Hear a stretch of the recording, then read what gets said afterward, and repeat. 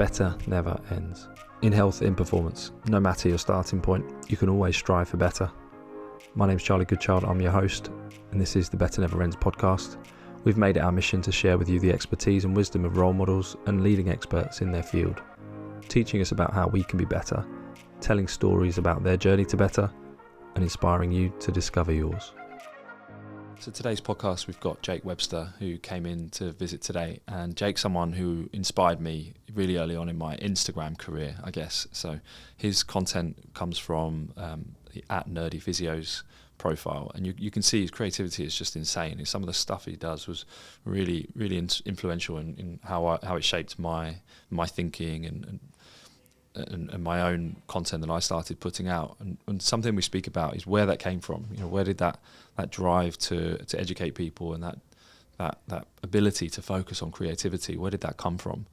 And what came out of that was the story he told was something I really didn't expect, actually. It was I haven't met Jake before today, so I guess there's an element of that, of the unknown. And he was really open, really vulnerable, really keen to talk about his story and his difficult upbringing. And that's something that for him shaped him and defined him in a positive way in the end. And I think that gives inspiration for any kids out there, or even sort of young adults out there that have had a really tough time of it. Jake talks about his difficulties focusing and learning, and how he figured out and came to learn that he had ADHD, and he's on that neurodivergent spectrum. And once he understood that, it really helped him take control of the elements of his life that's helped to get him to where he's got to now, which is to have a big following on Instagram. Although you can tell he's trying to move away from that in some ways and create his own voice and his own identity about who he is, try and continue to do good for the world. And what I could hear is some real wisdom from someone who essentially had a bit of a slow start in his life because his school life was tough. And now someone who's got this real clear purpose about himself and how he's got how he's learnt that through his life, through his struggles. So yeah, listen in here and you'll get a really good inspirational story of someone who had a tough start and is thriving now, absolutely thriving in their career. And I think he's going to go on to some really, really good things in his life. So yeah, listen in. Welcome, Jake. Thanks for having me. Yeah, so we started talking a few years ago, didn't we? So a few years ago, but we've never met face to face. This is our first meeting face to face. So thanks so much for coming in. So Jake Webster is an entrepreneur, is a creative, is someone who's had to work pretty bloody hard in his career to get where he's at. And I first came across your content on Instagram as part of the Nerdy Physios, and I was really inspired by the work that you were doing. So some of the Instagram content I started doing around the COVID lockdown period was heavily influenced and inspired by you and your team's work, which is what got me in touch with you. And I reached out and we were having conversations. And when we first launched the podcast, we spoke about having something way back then, didn't we? A couple of years ago, and never worked out for whatever reason. And things didn't quite land. So when we started doing these podcasts again, I thought, let's get Jake back in and rekindle that relationship, that blossoming online relationship that we were having. So Jake, can you tell us a little bit about your background and tell us the long version of what inspired you to, let's start with physio. What inspired you to get into physio? So I think for me, like, I was always into a lot of sport growing up. And it was that kind of cliche thing of seeing physios doing kind of sport. And yeah, I just wanted to kind of emulate that. But I think very quickly I realized that obviously that was the kind of so-called glamorous side of physio. And then I wanted to kind of start understanding a little bit more about the other kind of elements of it. So particularly kind of the educational side of it, but then the kind of broader aspect of like just establishing what I was trying to get into in that sense. Be in the sense of like more rehab and actually helping people kind of achieve their goals and things that I'd kind of had kind of helped me in the past as well. So yeah, for me, it was just kind of like quite clearly a route that I knew I wanted to kind of go down. I think, to be honest, like the intricacies of like the why were things that were kind of like always developing through that journey, which I think is obviously, as you said, something we'll discuss in a second. And I think that will kind of give me a bit more kind of breadth to explain some of those a bit further. Yeah. So you have your background has been tough. You've highlighted this in our brief conversation before this podcast, and I want to go into that a little bit. Maybe it will help us establish what your why really is and why you do what you do. Tell us about your upbringing in your life and how that shapes who you've become. Yeah, so growing up basically wasn't the easiest.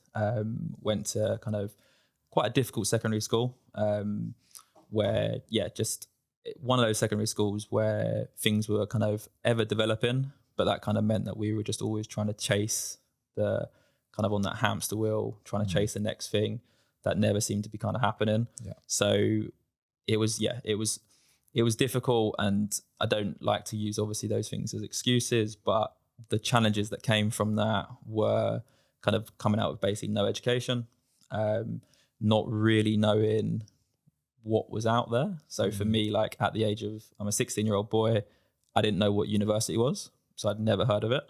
I didn't know it existed in the UK, which sounds so weird to say now, because I know kind of like a lot of my direction, a lot of what I've kind of done in life now is shaped around my experiences at university. So yeah, I was kind of clueless of what that meant. So I just went down that kind of bulk standard. I'm going to be an electrician. Nothing wrong with being an electrician. Studied for a year, but there was just something missing. I didn't know, I just really didn't know what I wanted to do. And then that's where I found kind of sport. So I kind of saw that as maybe more of a kind of recreational thing. So I found like a sports science college course that I went into, and it was difficult. Like, again, I didn't have the grades to get into that course. So one of the course tutors kind of accepted a little bribe from me to get me on the course, which was quite interesting. And what I've just basically said to them, like, just give me an opportunity. If you give me the opportunity, I'll kind of prove that I've got this, and I'll deliver, and I'll make sure that I kind of work as hard as I've ever worked. Because I was confident that I had something, but it was just a really interesting, like, just feeling like I knew I could do it. But I think I suppose in some sense, like, talked my way into that. And then from there, I just kind of excelled. Like I left college with one of the highest kind of grades, obviously coming out of school with like nothing. Kind of, again, slightly talked my way into a sports science degree as well. You can see obviously there's a common theme here. Yeah, there is. You can blag your way into anything. Is that right? It seems to be. I sat down with one of the senior lecturers, and obviously they saw my educational side of things, and they were obviously impressed with the college. But again, it wasn't A levels. There was no GCSE. So will I be able to actually sit exams? Will I be able to actually get the grades? Again, it was just like, kind of take my word for it. I can do it.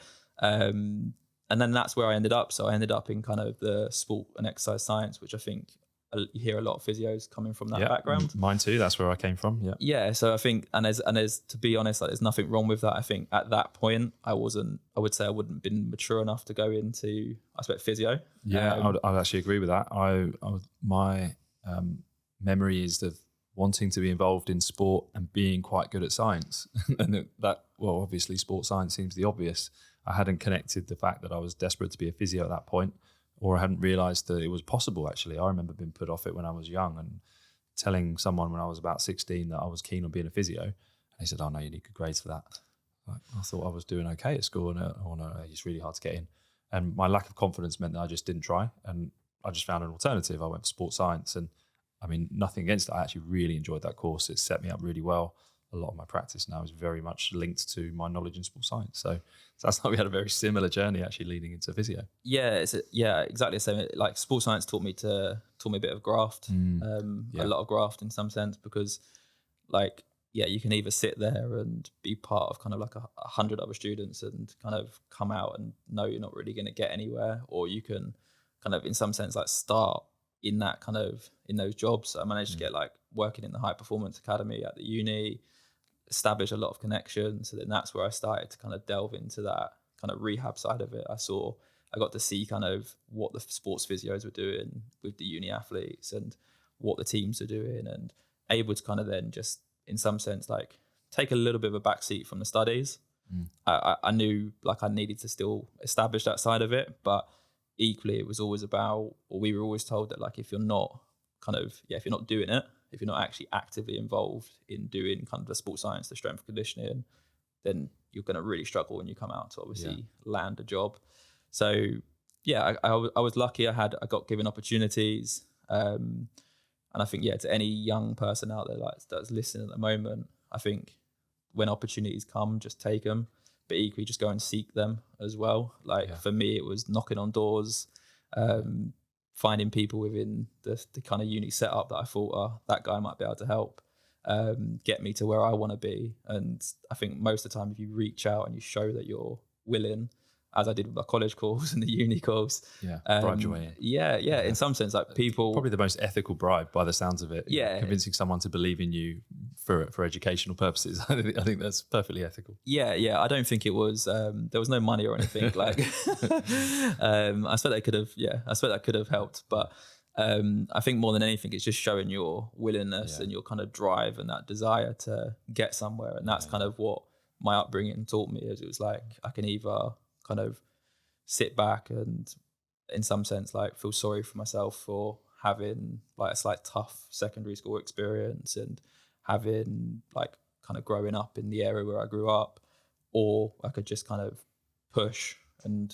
kind of find openings basically. And I think by just kind of going knocking, and people are normally quite receptive of that. And I've always been that way with other people now at this stage in my career. If someone's kind of got that eagerness and that desire, why wouldn't you help? Why wouldn't you kind of give someone that opportunity?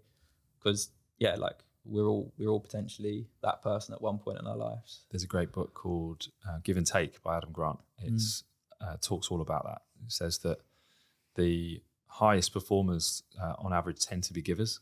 So they give their time back. There's a big group in the middle where it's a combination of both.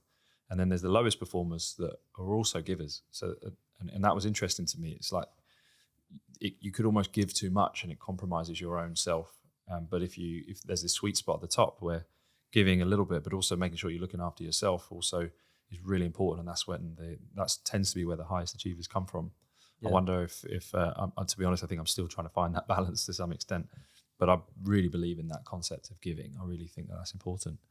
So you mentioned a lot about putting yourself out there and saying yes to opportunities. I think that's a big part of the early stage of our careers. And this is something I did as well. Used to just say yes to anything. I wasn't quite sure whether I like it or not, but I'd give it a go and I'd say yes to it. And my experience is really broad as a result. I've tried lots of different things. Some bits I enjoyed, some bits I didn't. And it gave me some good clarity about what it is I really wanted to focus on. Whereas now in my career, I'm starting to say no to stuff. And I have to now say no to stuff, otherwise things get too busy and I can't then focus on what really matters. I hear a lot of people, in fact, I read something on Instagram this morning that said the advice I would give myself 10 years ago when I was in my 20s would be to say no to stuff. And I thought, I'm not quite sure that's how I would phrase it. I would say, keep saying yes to stuff until you can't say yes to stuff anymore. At that point, then you start saying no because you create those boundaries. So as long as you know where your boundaries are at, I think it's a really healthy thing to say yes to the opportunities so you can learn what fits and what's going to work for you. There's things I've done in my career which I'd have never thought would be good. I just said yes to it and experienced it, and that's helped me along the way. It sounds a bit like that's how you've managed things in your early part of your career. Yeah, 100%. I think for me, one thing I've always tried to do is stay close to my values and use my values to kind of direct that in some sense. So I think there's always a sense that you should say yes, and you've got to give things chances, but equally just go in there with your kind of own boundaries of what you might expect. So for me, I was given a chance to work for Reading FC when I left uni. So it had been my first job. They were going to fund my MSc. They were kind of giving me quite a bit as an offer, but the financial package that came with that was relatively low. It's working in sport, isn't it? Yeah, the demands were huge, obviously, and for me it was an interesting one because although I'm a massive kind of football fan, I have been all my life. Football maybe wasn't what I wanted to work in. Interesting. So I took them up on an opportunity of kind of doing a couple of days just to see kind of what the environment was like, kind of what the setup was like, because obviously, I wanted to give them the benefit of doubt and make sure that I wasn't saying no to something. that could have been obviously an amazing opportunity. In the end, yeah, I did basically say no, because I saw the setup. I knew that it wasn't going to be right for me. So I knew that I didn't want to be the guy that was working kind of Monday to Sunday every week on the training ground at this time in the morning and doing all the things that you do when you work in football. And to all the people out there that do, like, they do obviously an amazing job. But for me, that wasn't what I wanted out of my career. So I think you've got to be very smart. But then equally, like, I worked in kind of junior tennis from the age of like 14 up until like into my 20s. And yeah, I was more than happy to turn up at 6 o'clock in the morning for those sessions and graft, and I was getting paid nothing. So it just shows you. And I think where a lot of that comes down to is, for me, is always got to be time as well. Like, investing a lot of time into one thing can obviously lead you down a good road, but it can also lead you down a road where you open up no other opportunities. So I could put 3 hours a day into like tennis. I was happy with that, but I wasn't gonna put in kind of 10 hours a day, 7 days a week into football. Because that just kind of narrowed what I could potentially do in the future, and what I could do at the time. So I couldn't kind of actually have like any other opportunities at that time. Similar to you, I love sport, big passion of mine, and I did think I'd become a sports physio at some point. And I had a real I had a year working in Saracen's Academy thinking that would be my stepping stone towards it. And just like we've touched on already, I didn't get paid very well at all. It was the worst paid job I've ever had per hour I was spending, without doubt. And it was a lot of travel. I was on my own a lot, so I wasn't learning as much.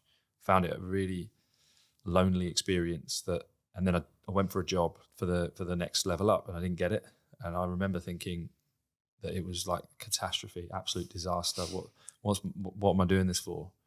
Now, on reflection, that was the thing that prompted me to go back into clinical practice in MSK, musculoskeletal, and now I am where I am. I'm really happy and really find a lot of value in my life and a lot of purpose to what I do.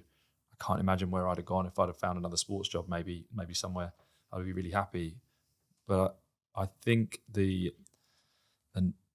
fact that you're working in the same team day in, day out with the same type of injuries, the same type of players, it didn't quite stimulate me or challenge me in the way that I would want to be challenged from a learning perspective, actually. And I felt perhaps I'd already got a little bit bored of sport, certainly the day in, day out stuff by the end of that year. So you're just finding out what really works for you, because another physio friend of mine, Tim Maynard, unbelievable physio, used to work with him at Pure Sports Medicine. He left Pure because he was the other way around. He didn't want the clinical side. He wanted to work in sport. And now he's Fulham's head physio and doing an amazing job and absolutely loving it. You know, it fits him really, really well to have that team environment. So I guess it's just identifying what is it that's going to be working out for you and sticking to those values. Actually, you said that. So what are your values then? Do you know them with clarity now? Because I've only just figured out mine, I think. Yeah, to be honest, it's something I've actually been working on recently. I think for most of us, we live kind of our life maybe just automatically following our values, but you rarely kind of sit down and actually look at what they mean and maybe do they align with, like, obviously for both of us, like, do they align with our businesses? Do they align with the kind of team that we're maybe trying to build around us, and do other people align with those? So for me, like, integrity is one that seems to come up quite a lot. And that's kind of like how I like to try and approach, particularly when I'm working with people. I think there's extremes out there of where, like, obviously, especially in physio, like, people will know who we're talking about, but obviously where biases sit and kind of how that might influence our clinical practice. And for me, I think it's about being honest to yourself, but equally just making sure, like, for me, that I have that bigger picture approach as well. So, like, obviously individuals all come with their own uniqueness. And I think, that's, like, for me, keeping my own kind of integrity and making sure that I understand why I'm doing what I'm doing is a huge one. I think one thing that kind of, another one that came up was, like, curiosity. I like to kind of dabble in different things. I think sometimes it's maybe a bit of a weakness as well, because I'm a bit kind of, at the times, sometimes kind of like splayed across a lot of different things. But I think, being curious is obviously can be hugely beneficial if you're able to obviously like integrate that into what you do. So like obviously within clinical practice, like knowing what we know and knowing more and continuing to learn more and continuing to be just curious to learn fuels kind of what I do. And they were two of the main ones that kind of, Let's delve into that one a bit more, because I think this starts to tell the story of how we first met. Curiosity, no doubt, sparked a lot of the inspiration behind the Nerdy Physios content. So what is the Nerdy Physios? How did it start? And tell us a bit about that story. Yeah, the Nerdy Physios started at uni. So last year of uni.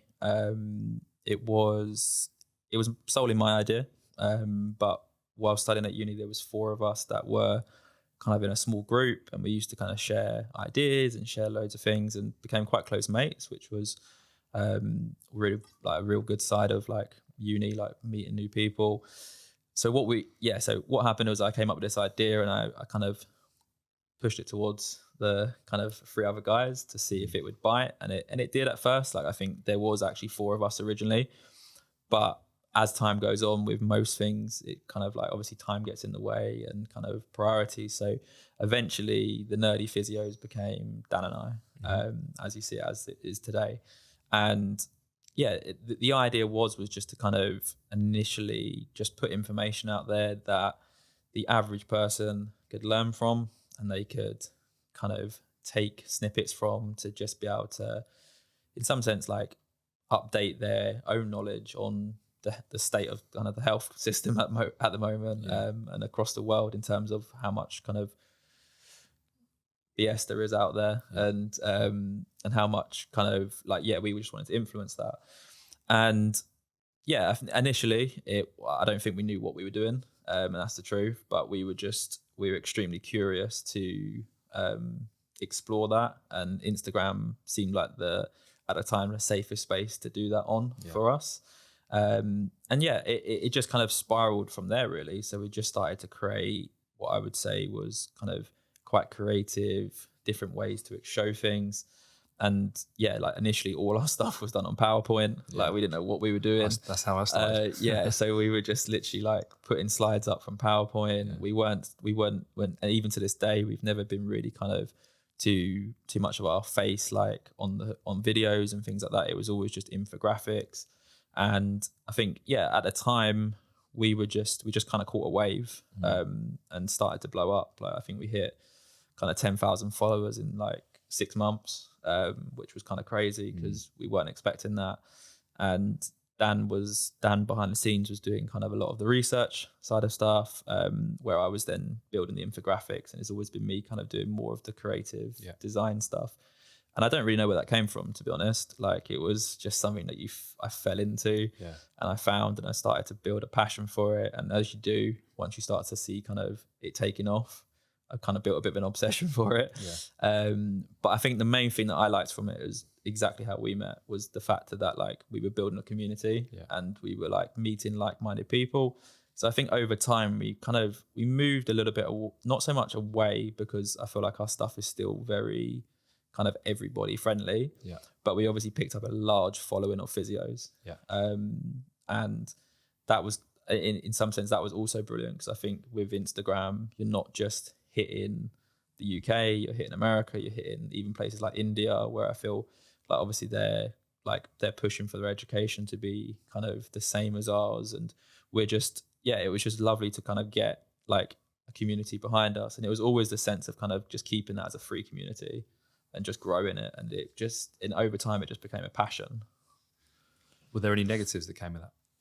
Yeah, there's always negatives with social media. Like it's I think putting yourself out there, the time and the cost that it kind of has on you. So like I think again, like what people don't see is the 3-4 hours it used to take to make a post at the beginning, the time and effort that goes into like delivering it, even sometimes the slight anxieties that, and I say sometimes, I expect, to be honest, like all the time that comes when you hit that button, and it's like, okay, is everyone going to like it? Yeah,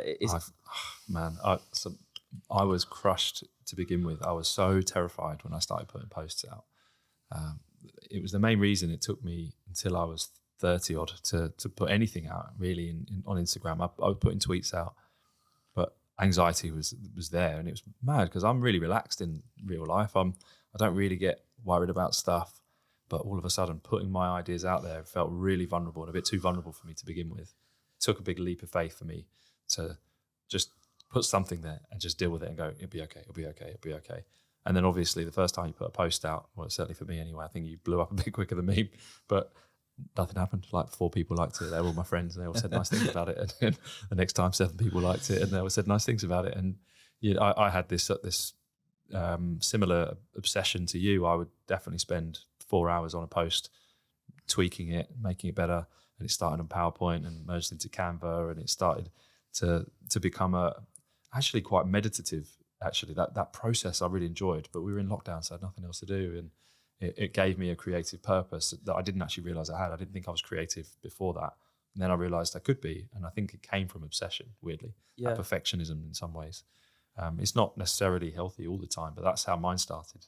So you were saying that yours was quite anxiety provoking as well, and yet I look at your stuff, and it was like some of the most attractive content I've seen online. You and Nick Hannah Moves content was just so inspiring to me. It was like, that's the kind of stuff I want to make. And yet now I'm hearing you say that each time you were really nervous about putting it out, and like obviously you don't see that side of it. Yeah, I think the interesting thing is where like creativity kind of meets like science and evidence based, and the kind of the ideas that we were trying to promote were always in a sense of trying to, sit with those values. So I know obviously Manny is a good friend of yours, and there was a post that we put out that was quite kind of triggering, and I think that was a really good learning point for both of us, but I expect, talking for Manny as well, I expect for him as well, because it just shows you the side of social media where you can misinterpret research really easily, you can misinterpret things that you read, and that's what the average person is doing on a day-to-day. And I expect we equally get drawn in by the marketing, and we equally get drawn in by other things. But where we're like kind of experts within our field, there's even stuff that kind of you read at face value, and you might find a pattern of stuff, but where then someone else has kind of got their own viewpoints on it and their own experience. It kind of, in some sense, that's what I set it up for. But that particular post was massively anxiety provoking. There was something in me that just didn't feel right when I was posting it. Then obviously I posted it, and then I kind of got backlash from it. And in some sense, like, it was handled very, very well, and I think from both of our points of view. But it was just it's an interesting experience, because you can understand how that can fuel like a lot of problems online, particularly nowadays, but particularly in our careers, and how there's all sorts of stuff going on social media at the moment. And I think what's key here is that there was never any bad intentions about it from I'm sure there wasn't anyway. I don't know personally, but I don't get the impression that there was any bad intentions there. And it's the way that we respond to criticism, I think, that defines us, and having the ability to put your hands up and go, we were wrong, we got it wrong. I mean, if you've got that, then that's integrity. And you were talking about that, weren't you? So that's it. Being able to be comfortable with your own actions, but apologize and move on from it. I think that's ultimately what it is. But it does give a little snapshot into how that feels in the social media era. And I'm certainly get that. And every time someone says something negative about any of my posts, I still feel it, even though I know that it's not aimed at me personally, or maybe some of it is, but you've got to remember that these people are living their own lives. They've got their own struggles, their own battles, but it still hurts sometimes. Yeah. And I think that's where I try and come from, a place of like always trying to come from a place of like non-bias when I'm approaching that stuff. So as I said, when I was trying to explain that kind of situation, was just kind of obviously for us analysing research and seeing kind of a trend within the research and putting that out there, and obviously making it appealing so that people kind of click on it, and that's what it did. And there's obviously, like you said, there's 2 ways that you can respond to that in some senses. One is kind of your values, and the other, which I expect was my initial response, was maybe like, maybe I need to go back on the attack, because I feel kind of like I've been pushed into a corner. And that's weird, because you're sitting in your front room like reading that post. You're not like, there's not a line in the corner kind of for you. But the physiological response is the same. Yeah, it is. And I think it's just, for me, that just kind of put context to what we were actually doing and the impact that we were potentially having, even more so because that was reaching a wide audience. And without those kind of challenging conversations, our audience would have maybe just believed what we said. And that was kind of what I've always tried to say, like, don't do. Like you said, like, you don't know me. We met online. Like I always say to my patients, like, don't trust me until I can kind of prove that I'm able to be kind of trusted. Just because someone's put a 5-star review doesn't mean like you should just believe what they say. It's a 5-star. It doesn't mean you're 5-star. Yeah, exactly that. Yeah, it's an interesting point. Let me kind of build your trust and let me kind of gain that, because you've only known me for like 20 minutes. So let's kind of go from there. And that was the same with the audience. It was like, don't just believe what we say because we've got 20,000 followers. Like, question it, ask questions, like get into the DMs and put us under a bit of pressure. And equally, like, if like how we all did was like, if there was something that was maybe we were missing, let's collaborate. So I think with you, like, we obviously went down the chronic pain route and we discussed some more complexities of that, because that was definitely something that wasn't on our content. So it meant we could have someone like yourself that has like a breadth of expertise in those areas and kind of help us learn and establish kind of extra areas of our own kind of thinking. And I think that was the beautiful side of like social media. It was a real sweet spot for my learning around that time of, so when was that? Probably like 2016 with the Twitter, probably around 2015, something like that, where I was using Twitter a lot more, through to sort of 2018, 19, using Instagram for learning. It really suited my style of learning. And not everyone's the same. Like some people get into the literature and read a paper. It doesn't work for me. I've read plenty of papers, but I don't get inspired or engaged by reading them. So when social media came along, it made things so much easier for me to learn. Reading books suits me as well, but doesn't suit someone else. So understanding your own learning style is absolutely key. And Instagram really fitted me. And I've moved away from Twitter a bit. I find it quite an angry community, to be honest. But there's a lot of good that's on there as well. It suits me sometimes too. So Instagram's a little bit happier. Yeah. I think pictures seem to mellow people slightly. Maybe. I don't know what it is about. I'm with you on the same with that. Twitter's just, it seems like everyone's maybe on a bit more of the attack. Where with Instagram, I feel like it's everyone's just a bit more kind of mellow, ask questions, and What was the next phase of your career? So you did a really great thing there, and that still bubbles along and still exists. But what came after that?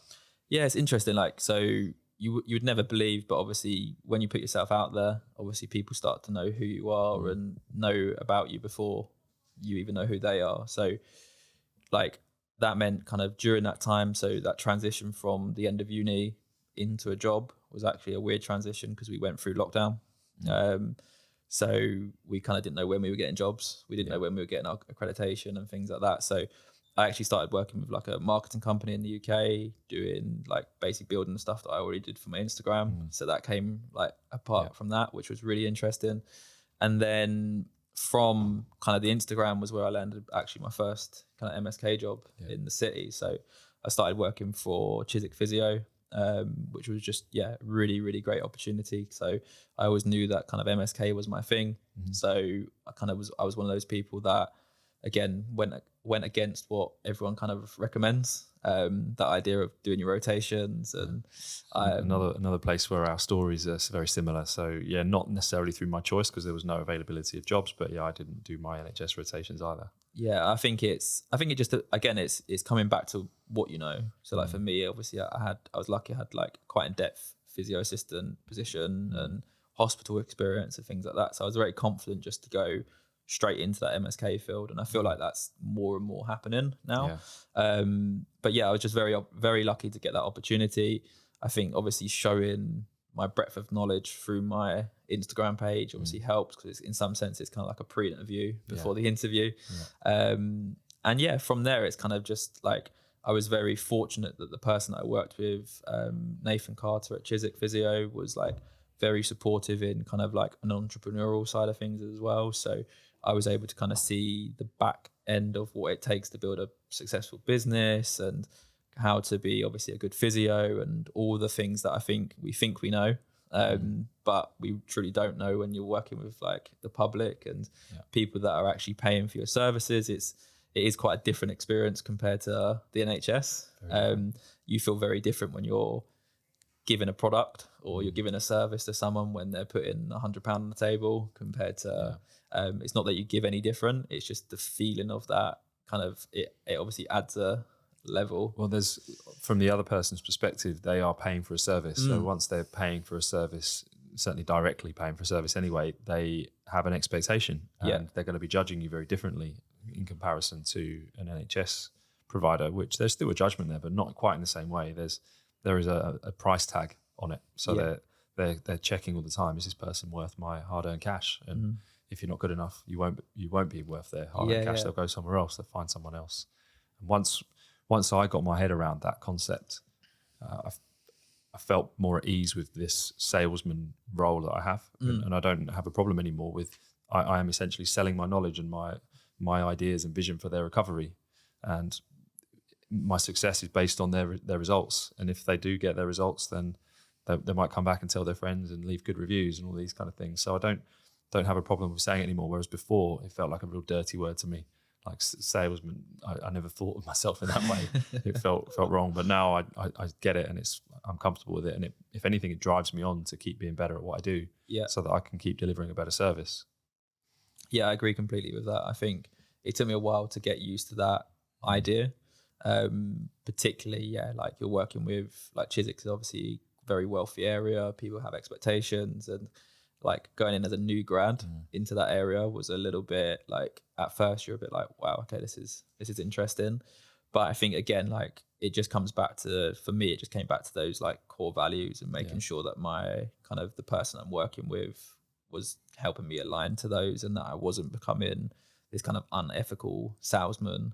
And I weren't offering that kind of, that's the key, isn't it? Yeah, just not offering that kind of quick fix, and making sure that people understood the kind of the value for what we do, but equally how we need to go about it has to be kind of a joint decision. But there obviously has to be an element of where we're coming from that position of being like the expert, and they are obviously coming in as the patient looking for that guidance. So yeah, I think like you said, is it you although it's kind of, there is a level of salesmanship to it, we shouldn't really have to try and sell, because the proof is in what we do, and if we do it right, it's there for people to see. Do you like having the business hat on, that entrepreneurial side? Is there something in that in your future, do you think? Is that something you want to develop alongside your physiotherapy practice? Yeah, definitely. I think there's huge scope for, like, I think for us, the Nerdy Physios has been taking a backseat for a long time, and I think, to be kind of honest, I think it will. And I think that the reason for that more than anything is kind of Dan and I our visions are slightly different now. And Dan's now in Australia, I'm over here, which there's benefits to that, but there's equally not so many. It's quite difficult. So I think, like, for me, I want to get back out there on social media. I kind of want to start from scratch. I want to start my own thing. But equally, like the business side of stuff, like my business is developing and growing, and I want to try and get that knowledge out there to other people as well. So I think very similar to you and the podcast and how you're doing things is just to make things accessible. I think the more of us that kind of shout and kind of sing from the same hymn sheet about kind of the good that a lot of people do, we start to hopefully be like kind of overpowering a lot of the kind of fads and myths and all the other stuff that we see on social media that gets the 4 million likes and the things that we struggle to maybe hone in on. But I think the more of us that just keep doing it. The problem is the basic standard stuff is not that sexy. So it doesn't get the likes, it doesn't sell so much. So and that's where I think the creativity that you've presented is so key, is that if you can make it visually appealing, then the stuff that isn't sexy in its kind of original form becomes something that might be perceived as sexy because it looks good, it looks attractive, it's more engaging. That's where I think we've got a real role to play. And yourself, some of the stuff that I enjoyed putting out when I was putting more stuff out there, Hannah Moves continues to blow me away with his creativity. So there's definitely a role to it, isn't there? But it has to be bit more creative, which I think is the arc of where I wanted this to go. Actually, I just think that creativity is something that isn't traditionally within our profession, but when it is done well, it's really effective at helping us get that educational message across. Yeah, definitely. I think, I've had some really interesting like conversations with, like because of the Instagram, with some like kind of high level researchers within the UK and people that are actually nowadays actually struggling to get their research in front of an audience and trying to, in some sense, like slightly brainstorm ideas of how we can help with that. And obviously through social media, that's a huge element of that. But equally, that, like you said, is it's trying to, in some sense, like the problem is with research is that it isn't sexy. It is that white piece of paper, like everything all looks the same. It's just text everywhere. Where if you start to turn that into a nice infographic, or you start to turn that into a very easily digestible video, people start to kind of buy into it and start to understand that there's something going on. But there's just there's a level of, I think, like physio and the other side of like our industries are still quite far behind that in terms of like change in that direction. The transference of that knowledge into practical applications and getting that research into the public knowledge, or at least into the clinical knowledge, which is still pretty slow, isn't it? Disseminating it across takes years sometimes. Yeah, massively. And I think there's ways that we can do that better. And I think creativity is one of the key things to that. And there's thousands, if not millions, of like healthcare professionals out there nowadays. And I think you'd be surprised how many of them have that skill set. They didn't, like me, I didn't even know it. Like, I would never have thought of myself as creative at all until I started to enjoy the process. Yeah, and I think it's just giving people the space to have that voice. And I think where you touched on earlier about Twitter, I think Twitter's been one of the most positive things to impact my life, but I think equally one of the most negative kind of things for a lot of other people, because they put obviously like a snippet out of what they kind of maybe see or they view, and they get quickly shut down by people that are kind of so-called experts or so-called leading researchers, etc. Where I think you've just got to be more delicate with that conversation. Like, people are trying to get their point across. They're not trying to say that this is like, they're not saying this is gospel, and it has to be. They're putting it out in a small kind of character limit. Exactly, and I think the more that it's not very good for nuance, is it, Twitter? No, it definitely isn't. And I think that's half the issue. And it's just allowing people to have that space to find their creativity. Because I expect, as you remember, like your first post, I don't expect it was nowhere near as what your post is like today. It's a load of rubbish. Really. Yeah, mine was absolutely shocking. I don't know how I found that creativity towards the end, but what I was doing was, wasn't good. Do you think there's something within your own personality type and your own character that has drawn you towards what you now do? Yeah, definitely. I think like school was always going to be difficult because of like how school was, but it wasn't until I went into kind of higher education, especially university, that I started to realize that I was slightly different to other people.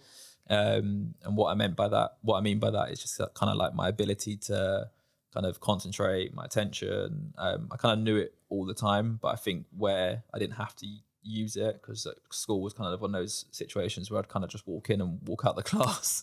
So I didn't actually have to be attentive. Uni, I was kind of paying for an education, which I wanted to be obviously attentive to.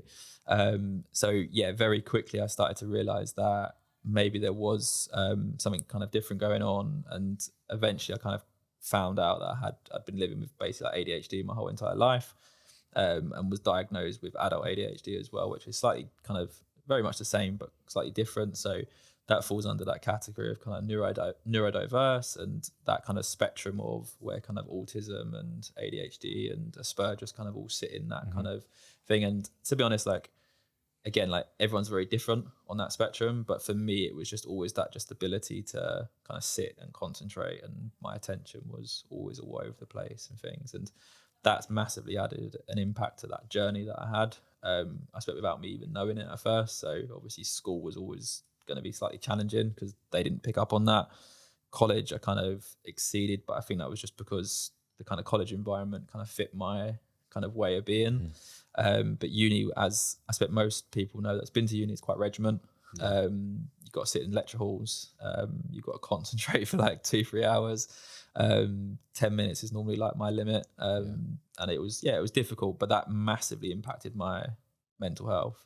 So like part of the story that was maybe slightly missed between kind of sports science into uni was that I actually started studying my MSc down in Southampton, and that was my first attempt at physio. And within like kind of 4 months, I ended up basically having to leave the course because my mental health was so bad. I was really, really just struggling with like being overwhelmed and everything that kind of comes with that, like neurodiverse kind of disorder. And yeah, the best thing I ever did was just to step back. I thought it was the worst thing. Like I never thought I could even do it. I literally thought like, yeah, I was kind of fighting so hard to get into that course. It was kind of like seen as like a kind of privilege to be there. And yeah, I just wasn't offered the support that I needed to basically thrive. So I kind of left there, found out and got that diagnosis, and then thankfully managed to get myself back into uni, which was at London South Bank. And that just, yeah, from there, like my ability to be, I expect in some sense different. I always try and say to people, like, especially young kids that I come in contact with that have been told that like you've got ADHD, is that I look at it as a superpower rather than something that's gonna like stop me from doing things. It just means that I have to be aware of my environment and my situation and make sure that I can do what I can do to like keep me in check in that sense. And that's obviously quite a learning experience for each and every one of us. And the way that's kind of helped is it just gives me massive drive. It helps me kind of seek, I expect in some sense, like behaviors that are maybe like kind of, I don't know, like that curiosity, which means that I just want to learn. So I don't want to just be kind of put into a cage and told I have to go to work and do work at this time and things like that. I want to be able to be kind of a bit more free, and I want to see things, and I want to learn differently, and I want to actually have control of that so that I can make sure that if I want to work 12 hours in a day, I can.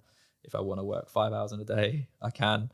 And I expect sometimes maybe even that side of like taking that risk to do that comes with some of those like those traits.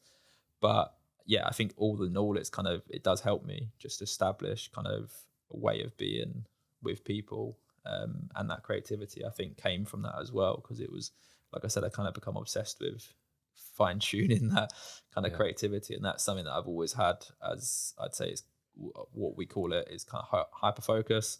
So this ability to kind of like just become so focused on something that the world around you kind of doesn't exist. There's definitely positives to it. There's huge negatives to that as well. Like particularly when you're at uni and you're doing exams and trying to learn, and then you kind of forget to go. And you're trying to match up this picture with the next picture on your carousel. Yeah. Lining up perfectly and choosing the color set. And it's a nightmare because you can become like, it sounds silly, but like I remember sitting there building posts, and like 8 hours later, I'd forgotten to eat, drink, like kind of normal human needs because of how focused I am on something. But obviously there's huge benefits to that as well, because it allows me to get the job done and do things as well. So it's obviously had a huge impact on my life, and it still does. I still struggle to this day with like mental health and things that I think will always be there, but they're things that like you just learn over time to how to manage and how to deal with, and how to kind of find your own strengths and not kind of so much your weaknesses that maybe comes with being slightly different to people. Or what tips would you give to some of the youngsters out there that maybe are struggling with that, or even adults? You mentioned that your diagnosis came as an adult. So what kind of tips would you give to help that you found are beneficial for your life? Yeah, I think it's just the biggest things is just trying to have some control of your life. I think for me, like it's one of the most important things that you can do as someone that maybe sees the world differently. Maybe at times the world isn't kind of set up for people that are kind of more neurodiverse. It's getting better. Obviously, there's a lot more awareness of it. So I'd always say like trying to kind of get to that point. But I think like particularly for this, like what we're talking about in terms of this audience, like your health is huge. Like the difference between me having a day of where I'm not exercising, I'm not eating properly, I'm not sleeping properly, compared to a day when I'm doing all those things, is like, yeah, it's night and day difference. It's to the point of where I would say like you're kind of slightly dangerous to society when you're in that position and you're not eating properly and you're not sleeping properly. Everyone feels it, but I can like literally feel like the world is on my shoulders from like literally 24 hours kind of type difference, which is huge. So it's always been the case. Like, so anything that's like a stimulant or anything that's like kind of added into the system is like, it's very, very noticeable very, very quickly. And that just, and from kind of a physiological point of view, it's likely just where it's changing my chemistry and it's changing my kind of dopamine response and the things that kind of drive these disorders.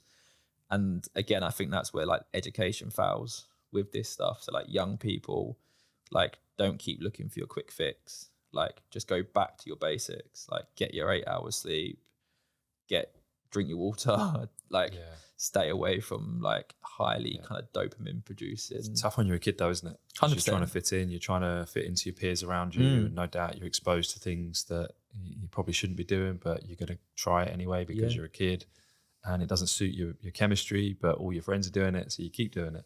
Yeah. And they may not have the same negative reaction as you, but you just keep doing it anyway. And as a result, your health is compromised. And luckily, by the sounds of things, you figured that out. I mean, I don't know exactly the main triggers that were affecting you, but and by the sounds of it, you probably didn't truly understand it for years after you made that change and decided to really focus in on your education. Yeah, but you can just see that slippery slope, can't you? And 100%. Some similar people in your situation may have completely gone off the rails, and that would have been, maybe you were just one little situation away from that yourself. And what I can tell from that is, where possible, try and control your environment as best you can and try to understand what works and what doesn't work for you.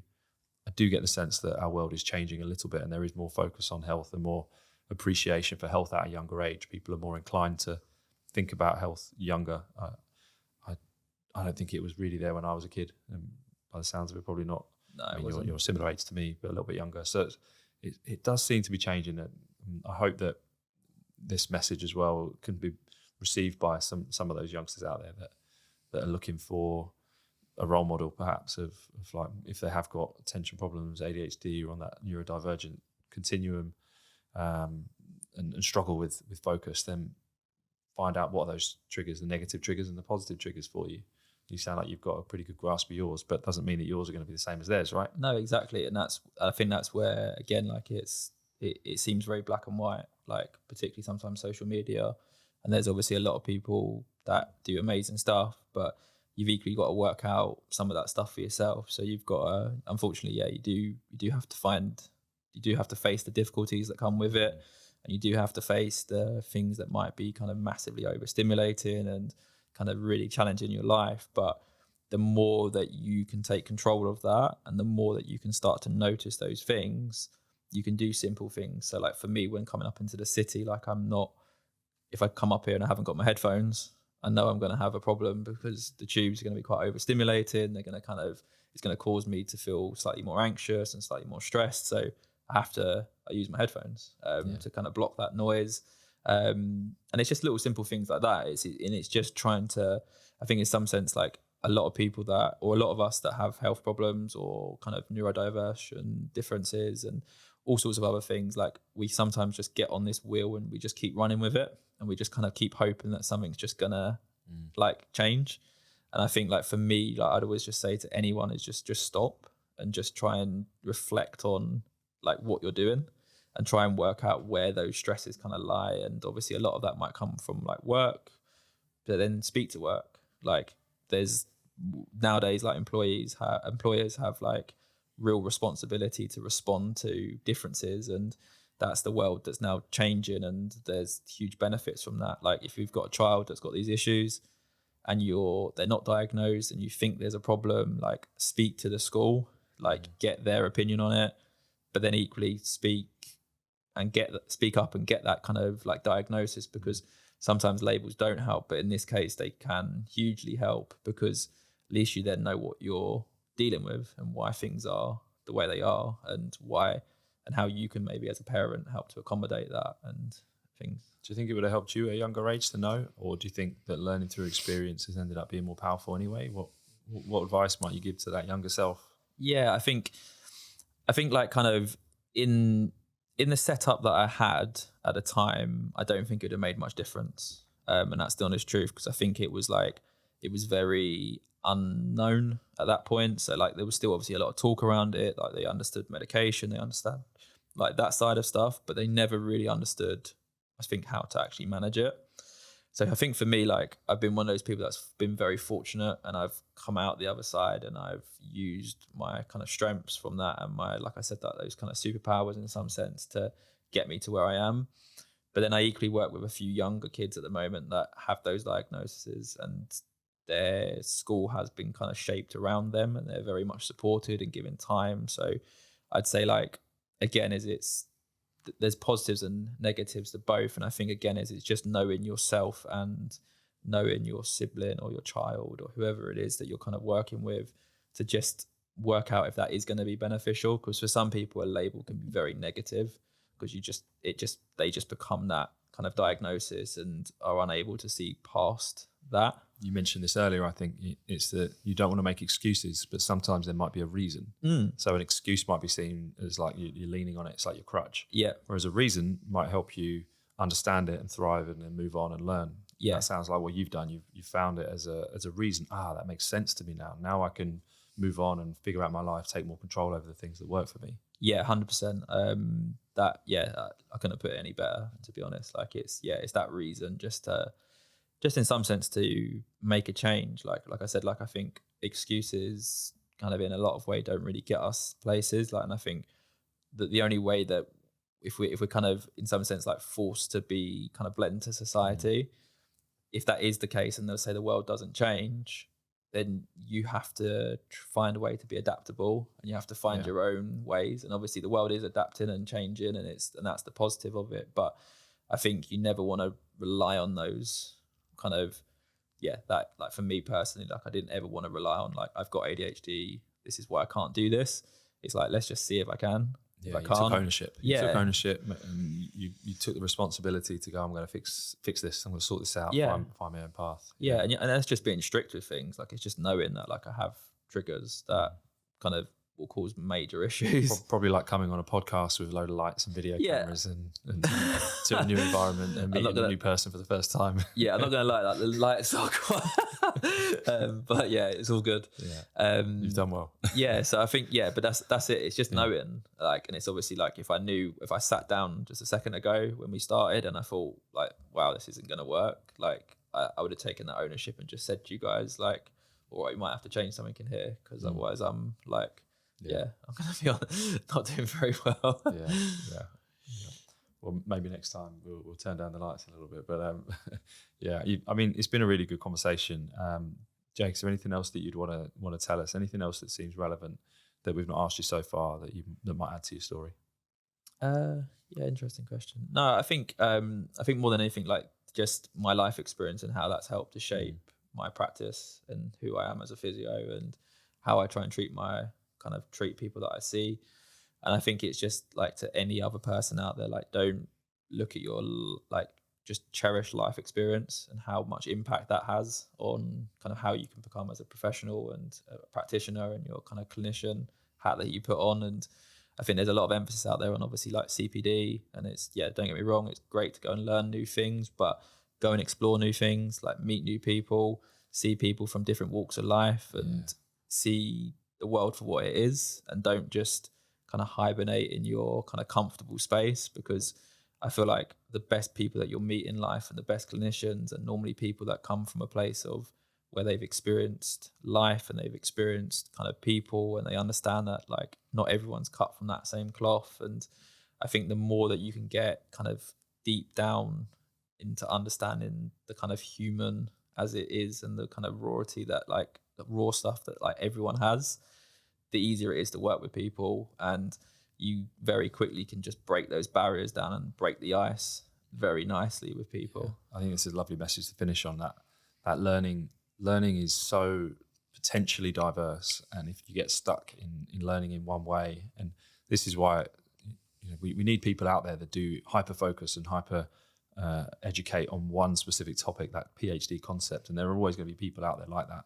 But we also need people who are intelligent across lots of different domains and have broad experience, life experience. And yeah, that suits me for sure. It sounds like that suited you, to have that broad life experience. I think that is a nice message, is that don't get bogged down thinking that the only learning you're going to do is in a book or in a research paper. There's lots of other ways of finding richness in the world. Yeah. So I think we'll finish on that lovely note from you, Jake. Thanks so much for coming in today. No worries. Thanks for having me.